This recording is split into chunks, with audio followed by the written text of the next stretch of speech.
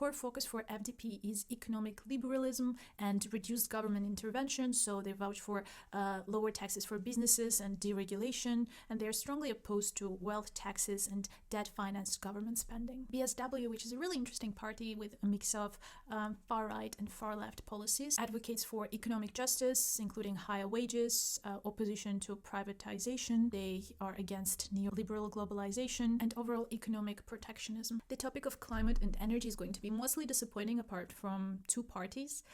Like, come on, Germany, have you seen what France did last year?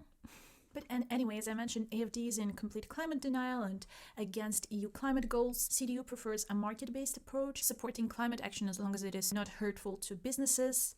SPD supports renewable energy expansion, but so far we've seen that the party has compromised on phasing out fossil fuels due to coalition tensions. The Greens obviously have the strongest pro-climate position. They support investing in wind and solar, ending fossil fuel dependence, reducing plastic waste, and they want to invest heavily in green infrastructure. Then we have Die Linke, which support radical climate action, and rightfully so. They demand that the rich and corporations pay for it, and not regular workers, and they are against market-based solutions. As for FDP, they support market-based climate solutions, for example, emissions trading, and they also oppose subsidies for renewables and CO2 taxes that burden businesses. Finally, Sarah Wagenknecht, it's a hard name to pronounce, criticizes mainstream climate policies. She calls them elitist and harmful to workers, and she mainly focuses on protecting traditional industries and reducing costs for low-income households. And then let's quickly take a look at the foreign policy of each party. AfD is pro-Russia, against Ukraine aid, wants to restore ties with Putin, generally supportive of Israel, anti-Muslim, and anti-EU.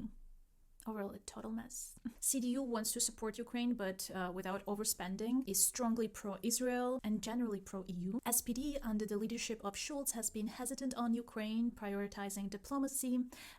Overall, SPD is pro-Israel, pro-EU, and supportive of strengthening EU cooperation. The Greens are the most pro-Ukraine party. They've been very vocal about strong military and economic aid and fighting of the Russian influence. They have been careful on the Israel-Palestine issue and have supported human rights protection. They advocate for stronger EU and global cooperation. Die Linke advocate for diplomacy and a ceasefire in Ukraine. They have actively criticized the Israeli government, condemning the violence on both sides, and they are also critical of the US imperialism. FDP also supports Ukraine aid. They are strongly pro-Israel and pro-EU and NATO. Finally, BSW advocate for diplomatic solutions in Ukraine, opposing NATO expansion and military aid. They have actually criticized Israeli policies, taking an anti-war stance.